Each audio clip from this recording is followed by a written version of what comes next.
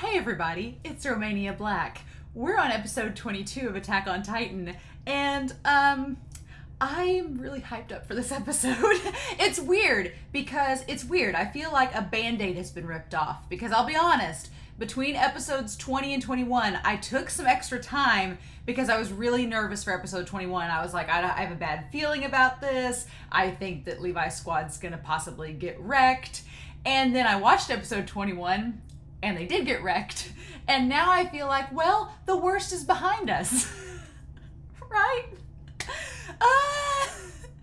It's like the worst possible situation. I guess the worst situation would be that Eren died again. But the worst situation has happened. He has literally been taken captive by this Titan, swallowed, and then taken away. And Mikasa and Levi are on the trail behind the female Titan. So I have a couple things I want to note before we start this episode. First of all, I went back. I haven't rewatched the season because several of you have told me on YouTube not to rewatch the season because of spoilers or things like that. So I haven't rewatched it. But when I was editing episode 21, I noticed something. And by the time this airs, you all have probably told me this in the comments section. But when Eren is doing this number against the female Titan, he stops, and it seems like he's thinking about something, and then it clicks, and he says, "Ah," and that's when she chops his head off. And because my computer froze during that moment, it didn't hit me like I think it would have if that hadn't have happened. But I think he knew it was Annie. I think he was trying to say Annie, and then that's when his head got lobbed off, and then he was in such a state of shock, and she gobbled him up and ran away with him that he didn't get to finish his thought. And I was like, well, why did he think that? But it's because they're doing the pose, right?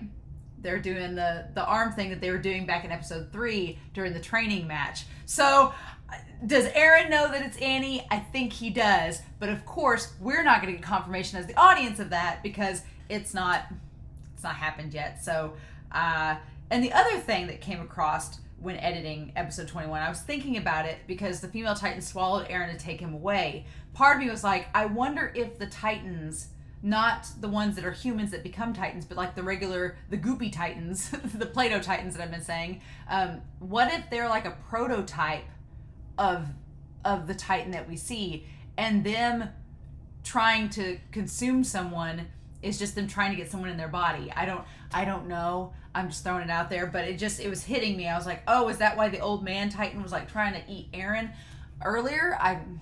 Back in episode 5? I don't know. But yeah, so I've been really hyped about this episode for that reason, the whole Annie thing, and I think it's Annie. I'm pretty sure it's Annie. I'm like 98% sure it's her now. But then the other thing is, I've wanted ever since we met Levi for Levi and Mikasa to be together in scenes. And we got glimpses of that in episode 10 and in episode 13, and now it's happening. Because Mikasa and Levi are very, very similar characters, except Mikasa doesn't have the self-restraint that Levi does, as we've seen in the last episode. But they're very similar characters. They both, Mikasa hates him because he was attacking Eren. I'm sure Levi doesn't care who she is. So there's a lot of interesting pieces on the table right now, and we only have 4 episodes of the season left. So there's that. So we're at a bad place right now because the Levi squad's been wrecked. Eren's been taken away. They can't do anything really to stop the female Titan except wait her out and run her off, or at least chase her and find out where she's going to. And there's just a lot of pieces on the table, and I'm really curious to know where the dice is going to fall and what's going to happen. So with that being said, I hope you all enjoy this episode and this reaction. I'm so ready to dive in. So let's do this, shall we? The Defeated. Not a title that gives me the warm fuzzies at all. That makes me think that something bad is going to happen, or the Defeated is going to be the Levi squad because they did not accomplish their mission and they've lost their one trump card that they had against the Titans, being Eren. So yeah, fun times. But let's do this, shall we? We're going to start episode 22 of Attack on Titan here in 3, 2, 1. Let's go.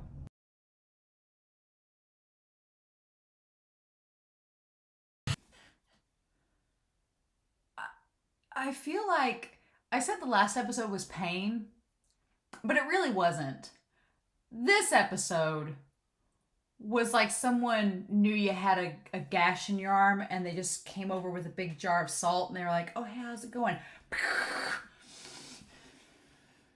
This episode was hard.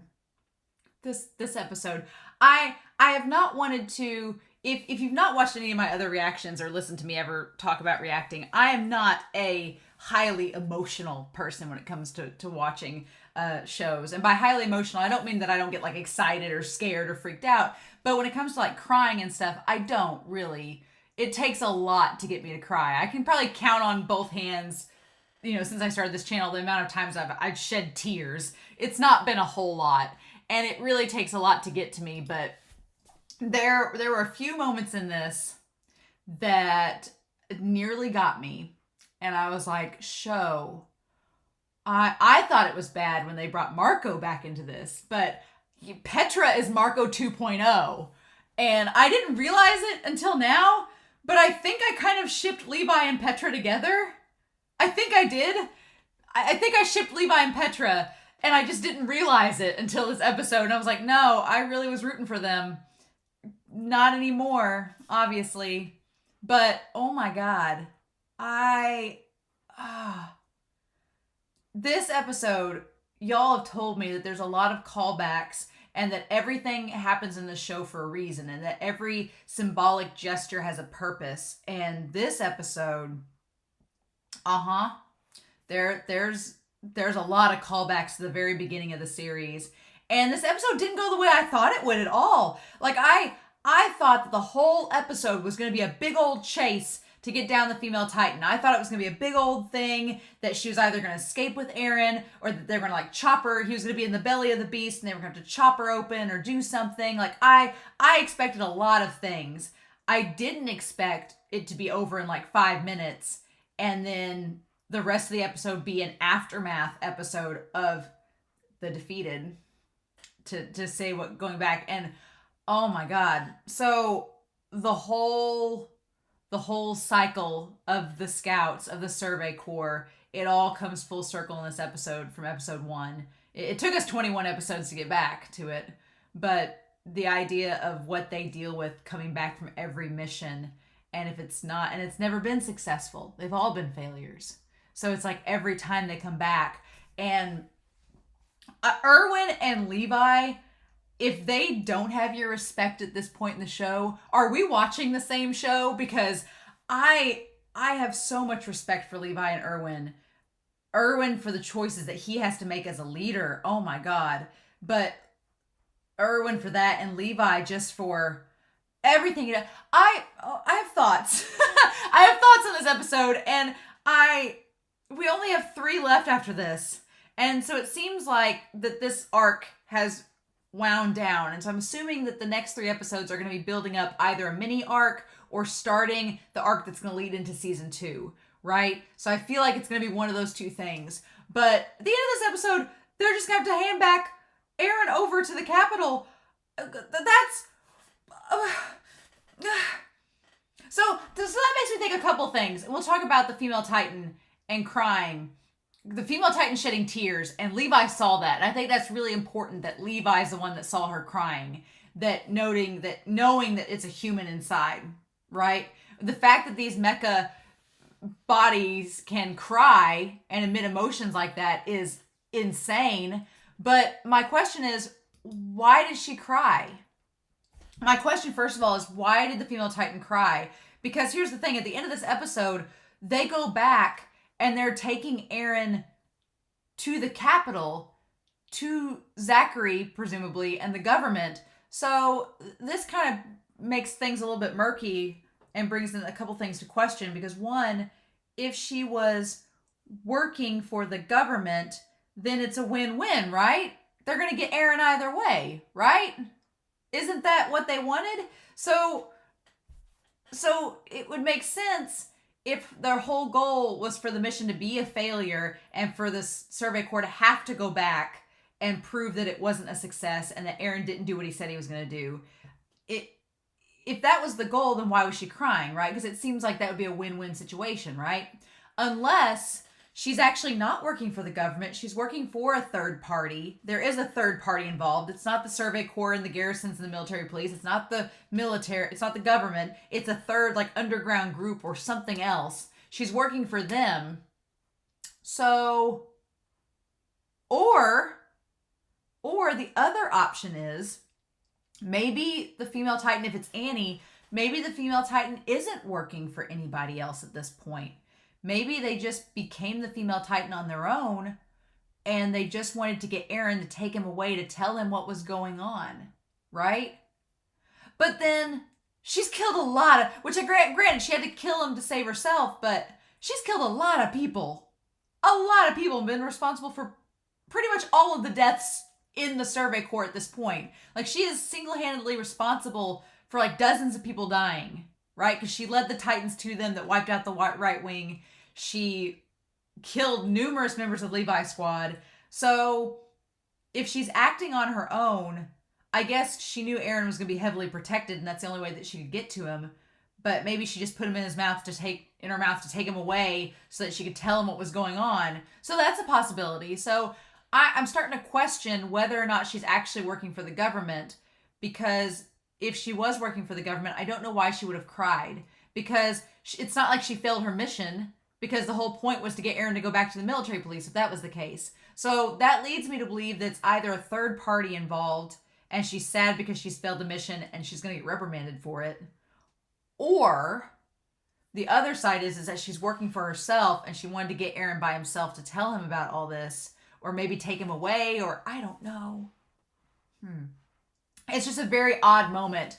But there's a lot in this episode. There's a lot. And it seems so low-key on the surface. This episode reminds me a lot of episode 16. And it's not been that long since episode 16. But it reminds me a lot of episode 16 in dealing with the aftermath. Like, 16 was the aftermath of Trost. This is dealing with the aftermath of the whole expedition beyond the walls, which did not last long. I think it only lasted a day, right? Because those people were like, oh, they were screaming and shouting leaving this morning, and now they're back. So I'm like, this whole series of episodes happened in the span of a day. Oh, that's insane. So there's actually a lot to comment on this. And Levi, I want to talk about Levi. Oh my gosh. This man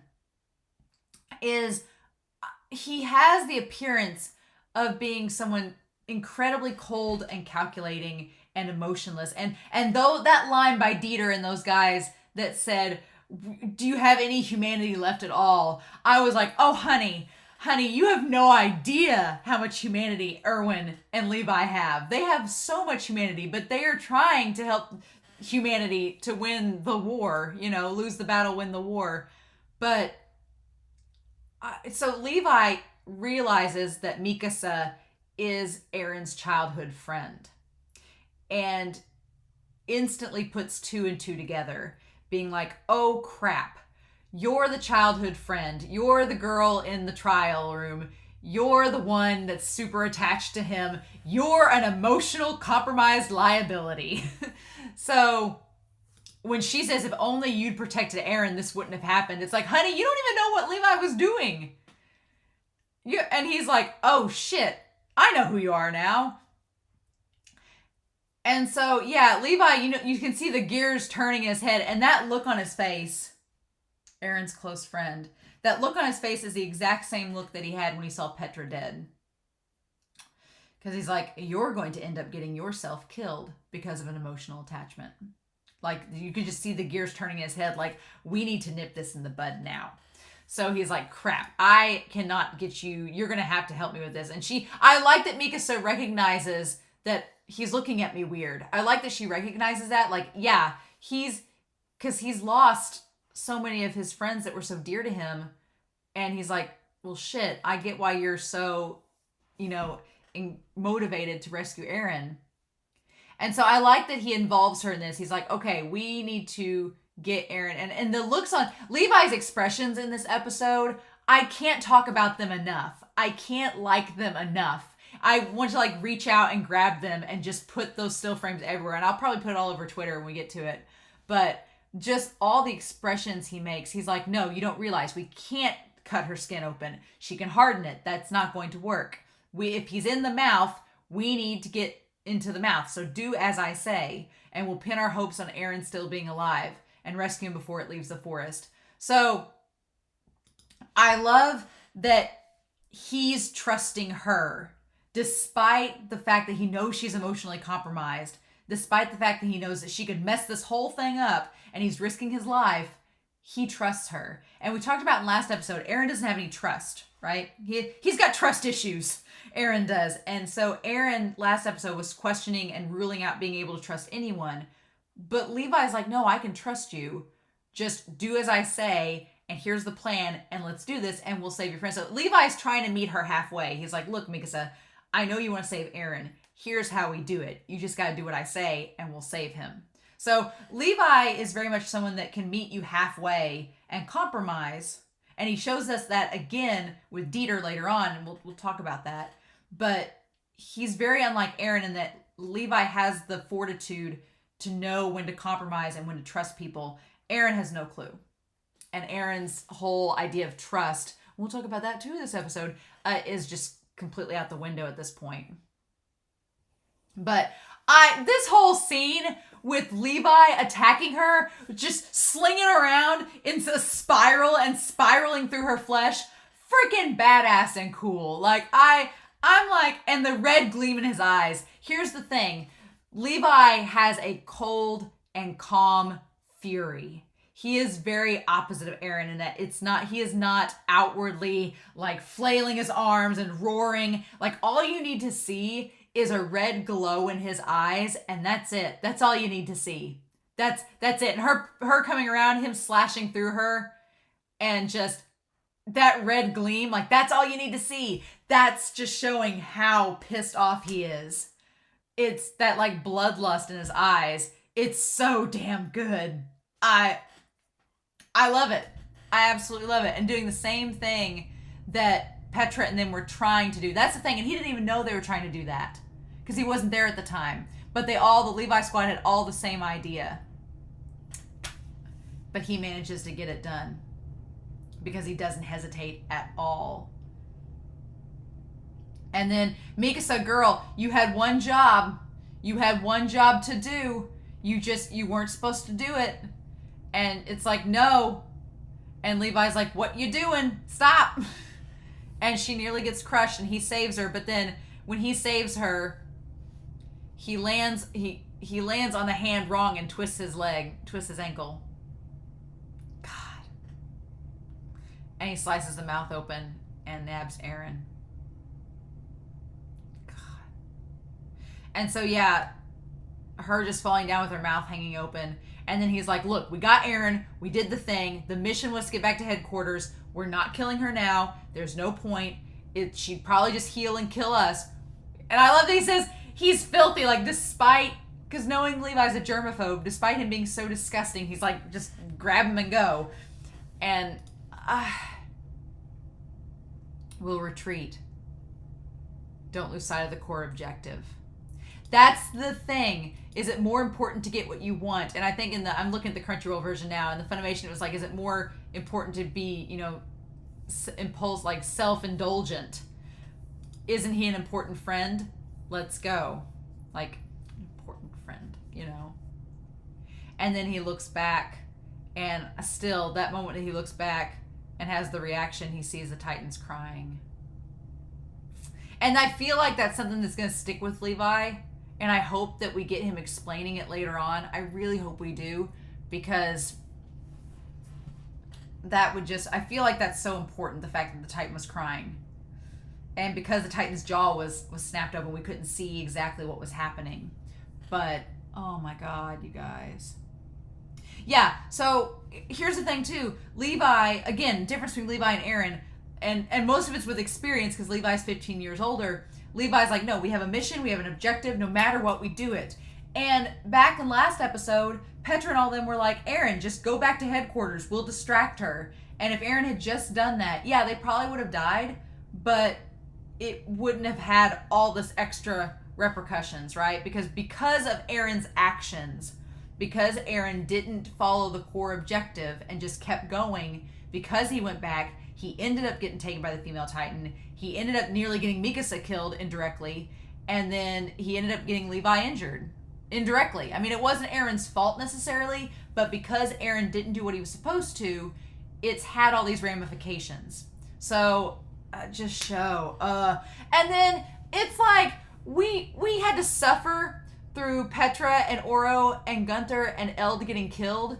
We had to suffer for that last episode, but the show was like, you know, you haven't suffered quite enough. What if we just showed you their families waiting on them to come home? Wouldn't that be fun? And I love the whole mentality. It's touching base on so much with society in this world, that the society doesn't realize what these guys go through. They have no clue. Like, we've just watched these men and women go through hell for the last 6 or 7 episodes, and these people inside the wall don't seem to care, and they don't seem to understand, except for Eld's wife. And she is just looking there, and she just looks forlorn, like she knows he's not coming back. That look on her face, she's like, nah, he's not. He's not coming home. Ugh. And then Oro, his family, like his giant family. And then they didn't show us Petra's family at first. And so they showed us Gunther's elderly. It looks like a father or grandfather. And he has his eyes too. And they all have this distinct understanding that they're probably not coming back. Like they're preparing themselves for the worst, right? Like they're preparing themselves for them not coming home. Like, I feel like the father, Gunther's father, and Eld's wife are the ones that are preparing for the worst, right?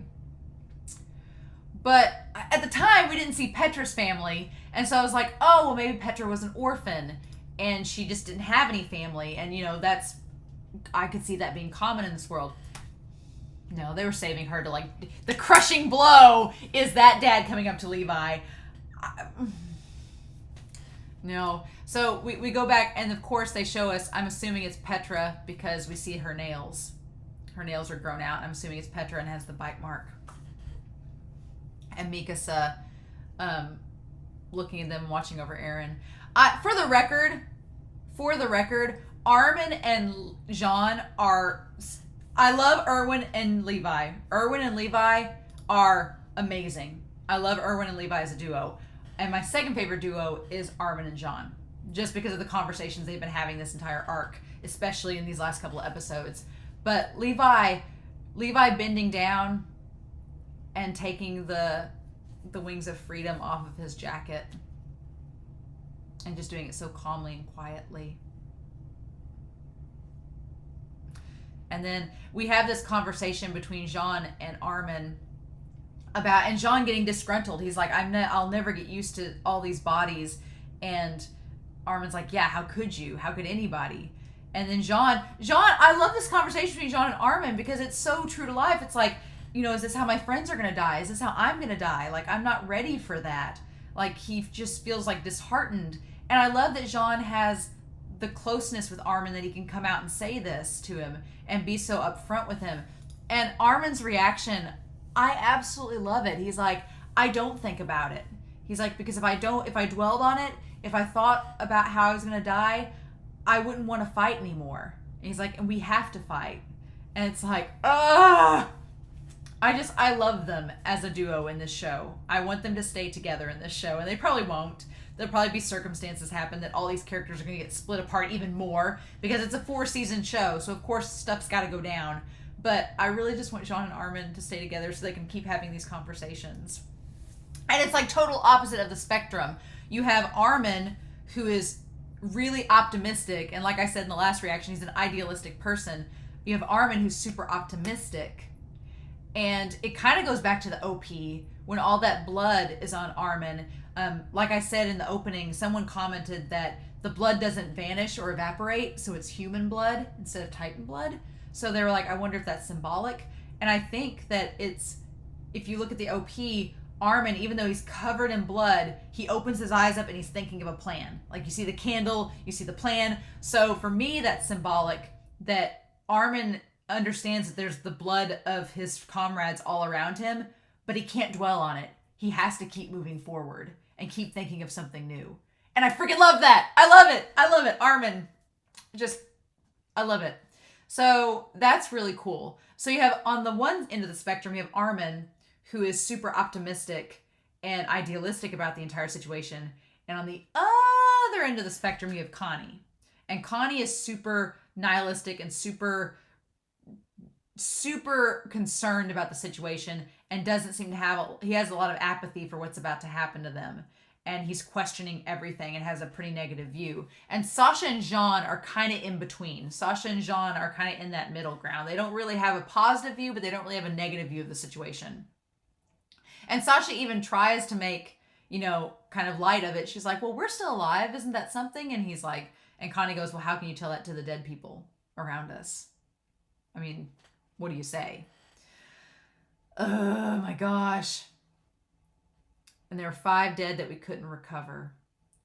I want to talk about Erwin in this episode because Erwin has a freakishly hard job because he is the leader of the Survey Corps. And as we've seen from these last couple episodes, things don't go well. What do you do when things don't go well? And so they're talking about the bodies that they can't recover and saying, we could go back and find them, but there's not much left. And Erwin tells the one guy, he's like, rather than the family see what's left of them, let's just say they're MIA. Let's just say they're missing, and we'll leave it at that.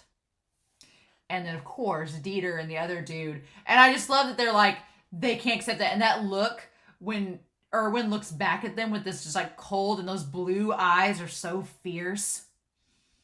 Because Erwin's job is so hard. He has to basically keep everybody in line and keep the mission going and has to make the tough decisions. He has to live with those decisions. I mean, if you think about Erwin's probably thinking this entire time, like, yeah, all these people died because of me, because I'm the commander. My orders killed people.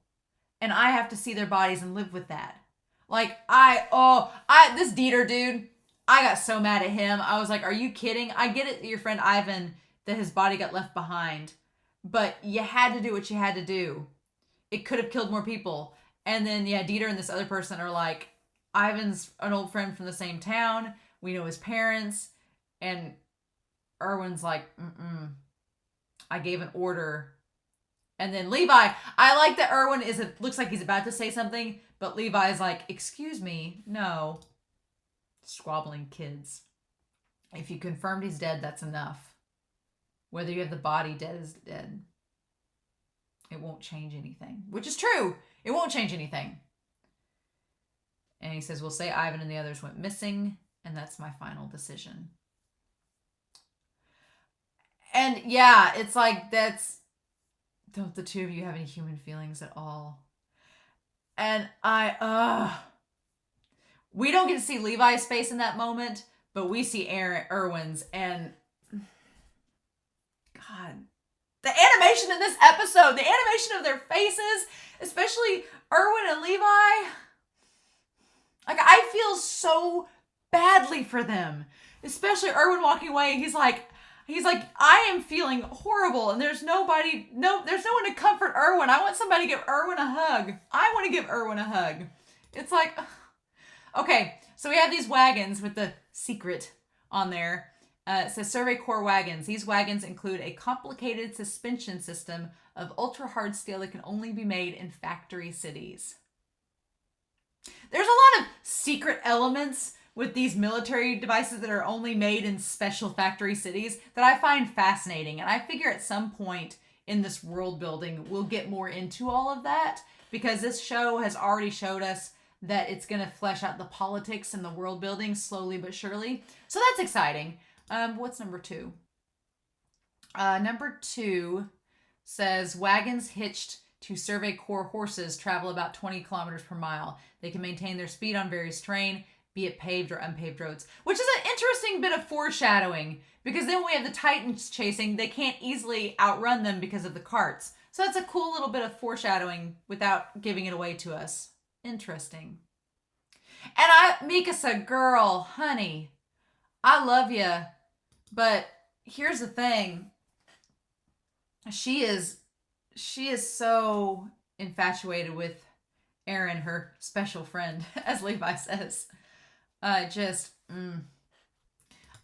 feel bad for Mikasa because even at the end there, when she's holding his hand, when he's crying, when he's like muffling his sobs, she's holding his hand and she squeezes his hand, but he doesn't squeeze back. And it's like, girl, you love Eren. It's very clear that you love him, but I don't think he loves you back. I think he cares for Mikasa. He cares for her probably like a sister. I think he has a very brother-sister vibe with Mikasa, and he sees it like that. And Mikasa sees it as more. And it's like, because everybody else starts to see it as more. Like Levi's caught on. He's like, oh, girl, you love him. And Ian had caught on. He was like, oh, you love him. So, and Mikasa has heard these two gentlemen say this to her. And so she's like, But yeah, she clearly loves Eren, but I don't think it's quite reciprocated in the way that she wants. I want to note that these Titans running up are total opposite ends of the spectrum. You have the fat Titan, and you have one that's like clutching his arms and doing this, and he's skinny. And it's weird. But man, Dieter and this other guy with the ponytail, they pissed me off this episode. I'm like, of all things, you were given an order and you just couldn't follow it. You endangered everybody in the whole rest of the Survey Corps because you had to go back and get this dude.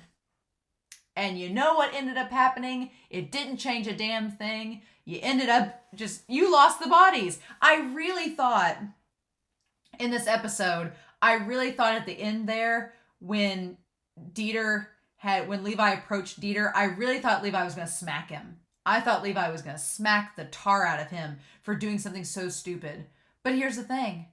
He didn't. Not only did he not smack Dieter, but he gave him the emblem from Ivan's coat and said this was his. And this way you have a part of him with you. Like, I'm so floored by the compassion that Levi's character has. He looks so grumpy and cold on the surface, but on the inside, he has so much humanity. He has so much compassion to him and humanity for his comrades and his friends. And it's just awesome. And I also want to note that Armin and Levi, they are all big brain in it. They are on the same wavelength during this whole incident with the Titans. Armin realizes, he's like, the only way we're going to outrun them and get away is if we dump the bodies. He's like, we got to do it. We got to dump the bodies. That's what we got to do. And John's like, oh my God, are you serious? But Armin and Levi, they're on the same thing. Same pathways. Oh God. And Mikasa saving them. And Levi, God, the courage he has to make the statement. He's like, because the men on the cart, they question whether or not they should dump the bodies. And Levi's like, we've lost countless bodies before. These guys aren't anything special. But they are. And you know that he knows that they are. That they're special to him because they're his friends. And they're people he cares about. But when you're fighting this battle against an opposition like this, you have to, and he's clutching his leg. Levi's like, I can't get off my horse and help because I'm injured. He's like, so I'm useless in this sense. This is the only way we can do it. And this sadistic show, I cannot believe that it did this to us. It was bad enough watching them dump the bodies, but Levi looks back and he sees Petra. And Eld. I think that was Eld, maybe. I don't think that was Petra. I think that was Eld. And that gleam in his eye. That gleam in his eye got me. Levi's expressions, that almost got me when he watched the body fade away. And then, yeah, he could have punched the bejesus out of Dieter. But he says this proves that they were alive. At least to me. Which makes me think, did he take the emblems off of Petra and the others? Because if he did that, I'm gonna be a mess. And then they were like, Captain. So it's like, it's clear. I feel like every other character around Levi openly expresses her emotions, like that guy crying and everything. I feel like I'm just waiting for Levi to have a breakdown, right? Because and it may not happen this season, it may be down the road. Don't spoil me. But I'm waiting for Levi to have a breakdown because he keeps all this bottled up. And I'm like, dude, how do you... Maybe, I know there's the OVA No Regrets, which is supposed to be Levi's backstory. So maybe we see it there. Maybe we see the breakdown of Levi there. And that kind of gives us insight. But I really thought when Petra's dad showed up that was when Levi was going to break, because he looked like he was about to break. Like, oh no. Mm-mm.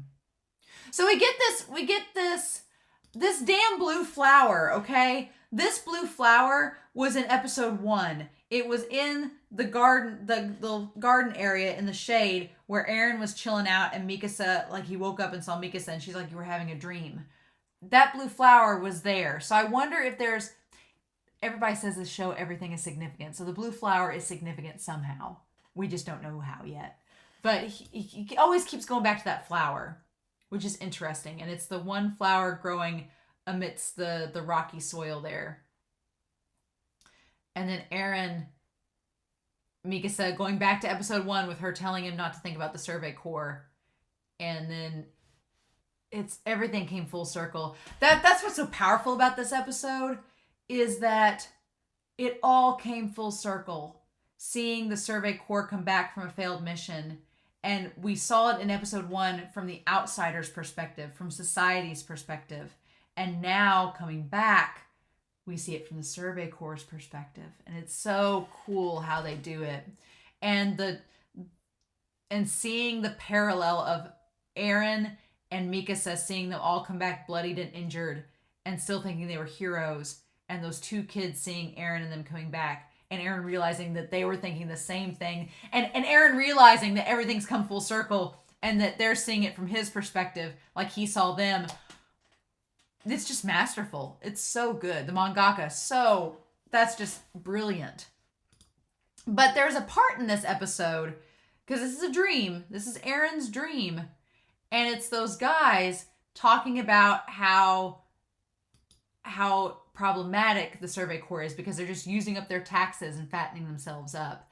And Eren picks up the stick and Mikasa questions him. And she's like, Eren. And you can tell it's actually Mikasa in real life trying to wake him up. But he grabs the stick. And here's the difference, right? This is the difference. In episode 1, I don't think Eren grabbed a stick in episode 1. I think Eren just yelled at them. He was yelling at them and saying, hey, you guys are stupid. And Mikasa grabbed him and dragged him away. In the dream, he grabs a stick like he's going to beat them with it. And he's holding the stick and he's shaking. Like shaking with rage and anger. And Mikasa's just staring at him. And this is still in the dream. So her expression is him dreaming her having that expression. And we don't see his face. So my theory is, in this dream, that he wanted to turn into the Titan at that moment and take those guys out. That's what I think was happening. He wanted to turn into the Titan and kill those men that were talking bad about the Survey Corps. Because Eren's a psychopath. And that's just par for the course. But I really think that was it. Like, him shaking in that moment was like the Titan shaking in the last episode when he was talking about tearing the female Titan bit by bit and eating her. Like, Eren has some anger management issues and he needs some therapy real soon. But in this world, that's not going to happen. His main source of therapy is Mikasa. And I just love it. Anytime he wakes up and his eyes are like huge, they're so expressive and vivid. And him seeing Mikasa. And I'm a little frustrated with Eren in this moment because he's clearly disoriented and is asking where the female Titan was and is clearly scared. And Mikasa's like, it's fine, it got away. And he says, oh, you saved me again. And I'm like, Eren, her saving you is not a bad thing, right? You should be glad that she saved you because otherwise you'd be dead. But I feel like Eren constantly wants to be able to not have to rely on Mikasa. again, going back to that trust issue, Eren has trust issues with humanity. So I feel like he's like, oh, I had to be saved by you. And it's like, it's not a bad thing, Eren. You should be happy that she rescued you. And of course, Mikasa's like, well, wasn't just me. But yeah, all these guys going back defeated. Back to the walls. This scene was rough. Them coming back and we get to see from the Survey Corps' perspective now. It's a direct contrast to episode 1 where we saw it from society's perspective. Now we're seeing it from the Survey Corps' perspective, and they are disheveled. They are freaked out. They are haunted by what they've experienced in like a matter of hours. And Eren and Mikasa can just hear them where they're saying, just this morning they left raising a ruckus and they're back already. What was the point? Who knows? And I hate that because it's like the point was they were trying to do something to help save humanity and they're getting no recognition. They managed to waste more of our taxes if nothing else. And Eren getting so pissed off, he's like, excuse me? And he's about to get up and yell at them. And Mikasa's trying to tell him, like, just deal with it. It's fine. And then he sees those kids. He sees those kids. And they're talking about how cool they are. That they came back. The Survey Corps is so awesome. They got the crap kicked out of them and they still fight. And that's just enough to break your heart. Because it's like, yeah, and Reiner and Jean. And Armin. And then Krista and the other girl. The girl with freckles. And Sasha and Bertolt. Yeah, it's like them coming back from their very first mission. And Eren's like, I don't know what to do. Like, you know, at that point, what do you say to that? And I love that we get to see from Levi and Erwin's perspective how society is towards them, because they're the leaders, you know. And then, oh my God, I can't. This scene here is what makes me think that there might have been something there. Before she sees me, I wanted to talk to you. She sent me this letter. She mentioned that you respected her abilities enough to let her join your squad. That she was going to devote herself to you. I guess she's too starry-eyed to consider how her father feels. As her father... I think it's too early for her to... I can't deal with it. No. Because the fact that she's still too young with so much to experience. That line there broke me. She's still too young with so much to experience. And she's dead. And that ties back for me, Levi's whole thing with Mikasa at the beginning of this episode. The way he looked at her is how he looks now. In that he recognized that Mikasa loved Eren and she was joining the Survey Corps for him. And I wonder if he saw that with Petra.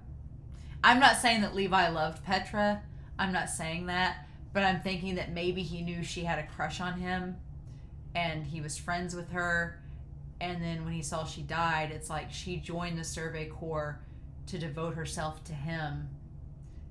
And it ended up getting her killed. Like, he's basically responsible for her death.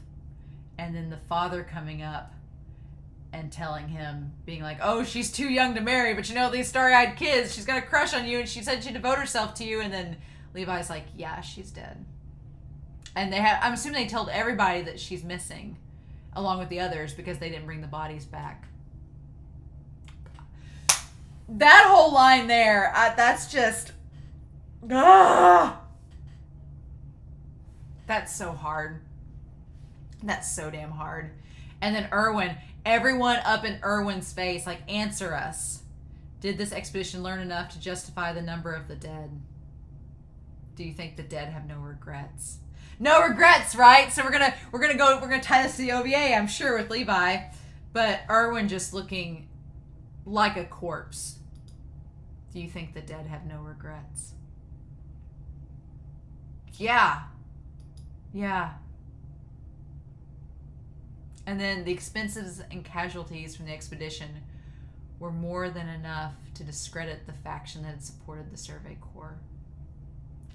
So yeah, the mission was a resounding failure. I hate it because Pixis and everybody they all had so much faith in them, and it just went to shit because of the female Titan. It just went to shit because of her. And yeah, Mikasa grabbing his hand, and Eren, we don't see him directly crying, but we see the tears coming down from his face and him sobbing and holding back sobs. And those responsible, including Erwin, were summoned to the capital, and it was decided that Eren was to be handed over.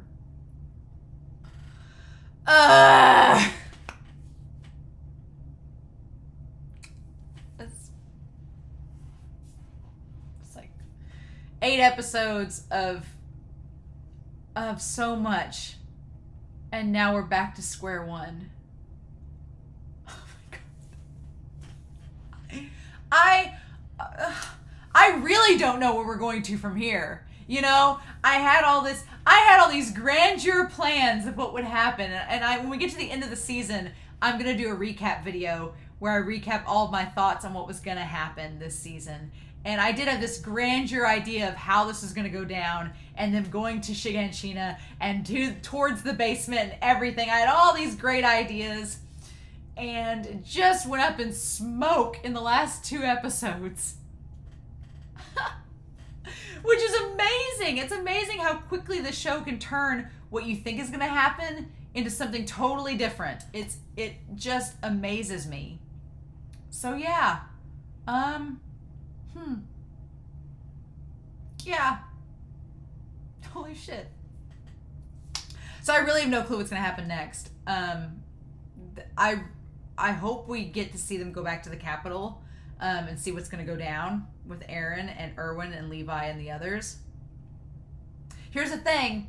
Levi technically didn't fail in his mission because he did keep Eren in check somewhat.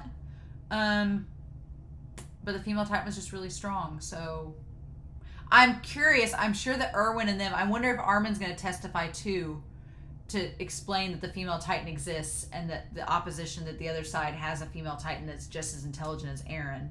I'm curious to know if they're going to testify and reveal that information or not. That's going to be really interesting. What do they tell that they learned from this mission? What are they going to tell the government? That's what I'm curious about, because Erwin and Levi seem like the type of people that will spin a story or weave it a certain way to benefit them and whatever agenda they have. So I'm curious to know how they're going to spin this to possibly keep Eren from getting killed, but also to give them information but not reveal their whole hand. Erwin and Levi don't seem like the type of people that reveal their entire hand to an audience. So that's going to be interesting. But y'all, I think this is the most I've talked about an episode so far. I said that about the last one too. I think these discussions are just going to keep getting longer and longer, aren't they? Probably. God. For a low-key episode, nah, this was pretty brutal.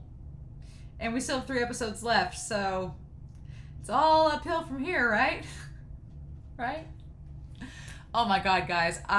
This was incredible. So I'm curious to know your thoughts down below. If you can comment, of course, please don't spoil me or tag there, don't read Romania, spoiler alerts. But I'm curious to know your thoughts down below, what you guys thought of the episode. And in the meantime, I hope you all have a wonderful week. Please stay safe, take care, and I'll be back again soon with episode 23 of Attack on Titan. Bye.